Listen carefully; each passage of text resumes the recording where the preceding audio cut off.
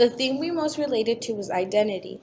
Identity is the characteristics of an individual, and it consists of many factors that each person chooses to define themselves as.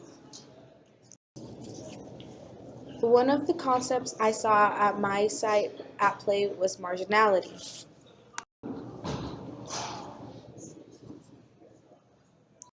Marginality plays a role in how a child's identity is formed.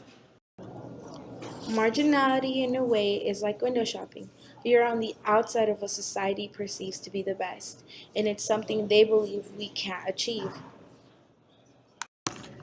Right. The concept I most related to was self-segregation for self-preservation, and that was just kind of leaving a part of your identity at home in order to fit in with the norm or what is seen as the norm, like the white people or the other society.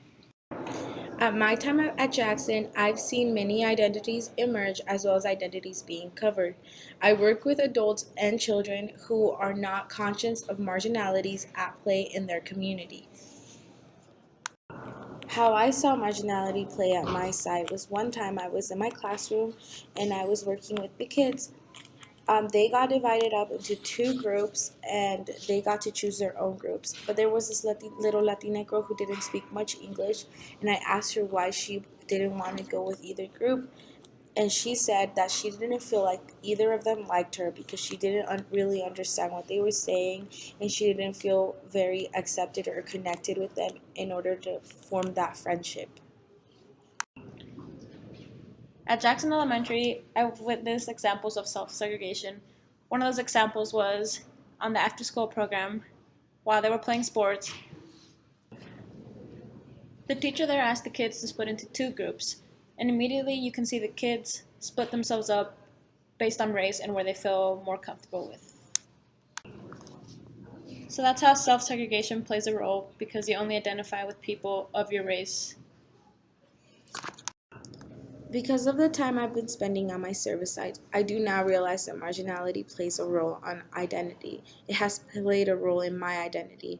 When I was in high school, I would volunteer to translate for those kids who came to this country and didn't speak much English.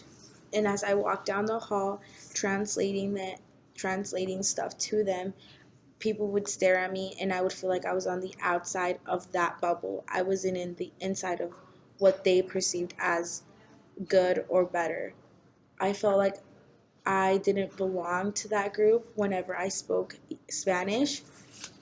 And so that's how margins have played a role in my life, because feeling on the outside made me want to keep only speaking English to be on the other side of what was perceived as better.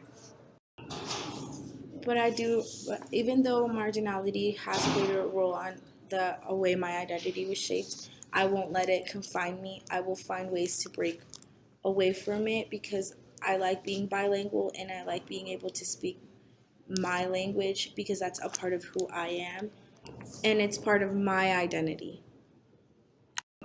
Being comfortable in the environment that you choose to place yourself in helps you identify who you are, and it also helps you preserve the part of you that you most want to preserve. An example in my life of self-segregation for self-preservation took place while I still played high school basketball. At Western High School, I learned to play sports with people of other races. We had to learn to get along and put our differences aside in order to work together as a team.